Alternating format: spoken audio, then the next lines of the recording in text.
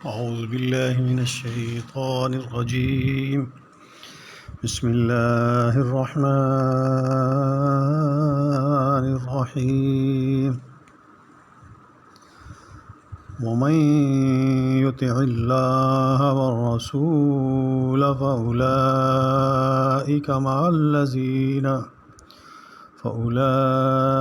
مع الذين أنعم الله عليهم من النبيين والصديقين والشهداء والصالحين وحسن أولئك رفيقا.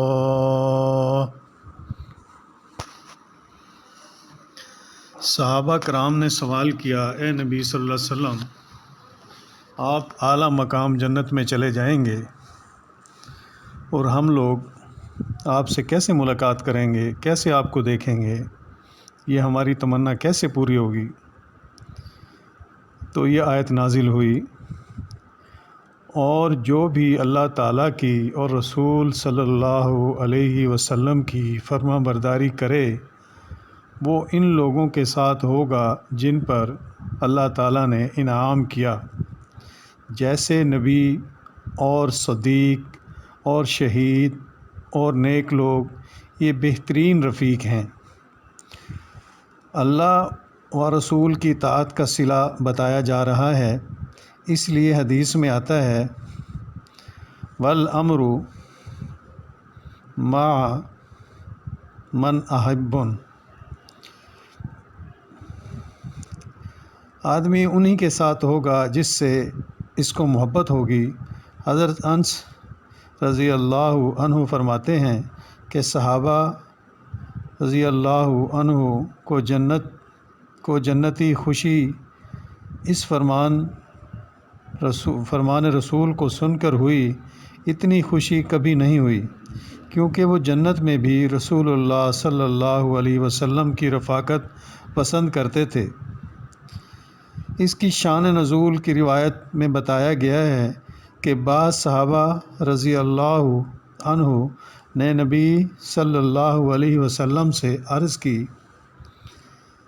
کہ اللہ تعالیٰ آپ کو جنت میں اعلیٰ مقام عطا فرمائے گا اور ہمیں اس سے فروتر مقام ہی ملے گا، اور یوں ہم آپ صلی اللہ علیہ وسلم کی اس صحبت، رفاقت اور دیدار سے محروم رہیں گے جو ہمیں دنیا میں حاصل ہے۔ چنانچہ اللہ تعالیٰ نے یہ آیت اتار کر ان کی تسلی کا سامان فرمایا۔ بعض صحابہ رضی اللہ عنہ نے بطور خاص نبی صلی اللہ علیہ وسلم سے جنت میں رفاقت کی درخواست کی۔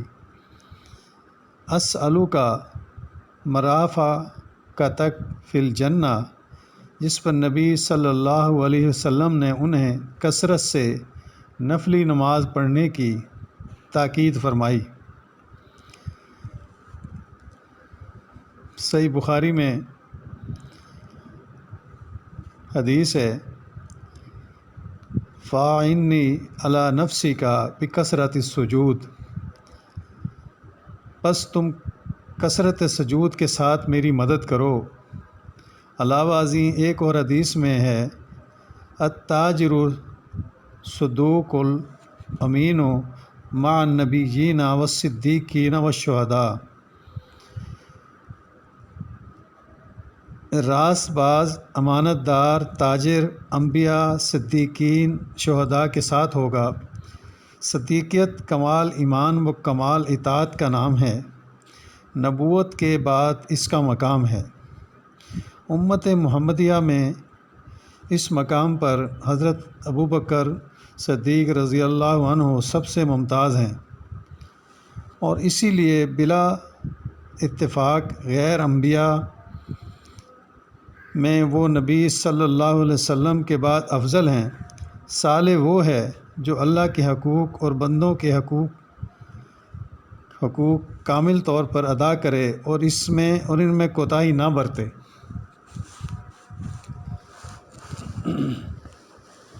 اس میں ہمیں اللہ تعالیٰ نے صحابہ نے سوال کیا اور ہم تک اطلاع مل گئی کہ اگر تم ایسا کرو گے تو ایسے ہوگا۔ اب ہماری اپنی دیر ہے کہ ہم نے کیسے زندگی بنانی ہے۔ اس میں بڑے مشکل کھڑا کر دیا لوگوں نے۔ وہ کہتا ہے جی میرے مرشد نے ایسے کہا ہے۔ وہ مرشد کل کی پیدائش ہے، اس کو قرآن کا ترجمہ نہیں آتا، اسے صحیح نماز نہیں آتی۔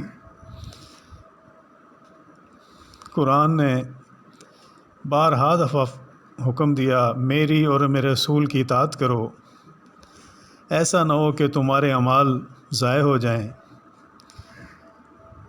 اس سے بڑھ کے اتنی آیتیں بار بار تاکید کی گئی، سمجھائی گئیں، اتاری گئیں، مگر یہ اسی ڈگر پہ موجود ہے کہ میرے مرشد نے، میرے پیر نے، میرے امام نے، حالانکہ اماموں نے کوئی ایسا حکم جاری نہیں کیا جو قرآن و حدیث سے ٹکرائے، خواہ امام ابو حنیفہ رحمۃ اللہ علیہ ہیں، خواہ امام شافعی ہیں،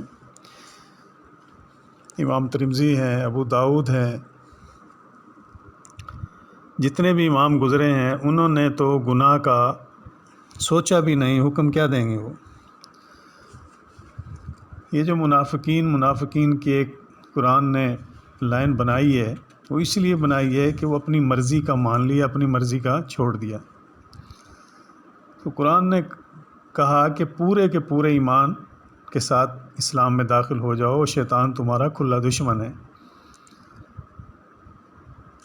اور اسی لیے اللہ کے نبی صلی اللہ علیہ وسلم نے صحابہ کو فرمایا کہ نفلی نماز سجدے زیادہ کرو تو انشاءاللہ وہ ساتھی ہوں گے۔ امانت دار تاجر انبیاء کے ساتھ ہوگا، کتنی بڑی بات ہے۔ اس میں تو ہم تقریباً فیل ہیں، اس بات کے اندر ہم تقریباً 90% تو فیل ہیں۔ وہ اپنی رحمت سے کر دے تو کر دے، باقی ہم فیل ہیں۔ خدا نے تو قسم اٹھا کر سمجھایا کہ اس کی پیروی نہ کرو، کم نہ تولو، جھوٹ نہ بولو، لیکن یہ 5 فٹ کا جسم ماننے کو تیار نہیں ہے۔ اس نے ایک اپنی رٹ لگائی ہوئی ہے۔ اور بھائی ایک کامن سینس ہے، غلطی امام سے، مولوی سے، مرشد سے، پیر سے، دربار والے سے، بہت بڑے عالم سے ہو سکتی ہے۔ آپ صلی اللہ علیہ وسلم اور ہمارا قرآن، اللہ کا حکم، یہاں غلطی کی گنجائش نہیں ہے۔ اگر دماغ کوئی بات نہیں تسلیم کر رہا، لیکن ماننی ہمیں پھر بھی پڑے گی، یہی حکم ہے۔ اس کے ساتھ آپ اگر مقابلہ پیر کا کرتے ہیں تو قبر میں آپ کو پیر کیا کرے گا؟ قیامت کے دن پیر آپ کا کیا کرے گا؟ مرشد نے کہا کہ پگڑی باندھ کے ناچو، مرشد نے کہا کہ داڑھی رکھ کے میرے ساتھ ناچو۔ وہ بھائی گندم کی روٹی کھاتے ہو، اتنی عقل تو ہوگی ہمارے اندر کہ ہم ناچنا کوئی اچھی بات ہے؟ ہمارے بچے، ہماری امت، یہ ساری دنیا دیکھ رہی ہے، کیا ڈیلیور کر رہے ہیں ہم؟ آئے جو لوگ داڑھیوں والے ہیں، جو نمازی لوگ، ان پہ کیا بیتتی ہوگی کہ بھئی یہ دیکھو کیا ہو رہا ہے۔ یہ کون سا دین چلا رہے ہیں آپ لوگ؟ اس سے تو دین کا کوئی تعلق نہیں ہے۔ بلا وجہ پریشان، بلا وجہ سر پہ اتنا وزن باندھا ہوا ہے۔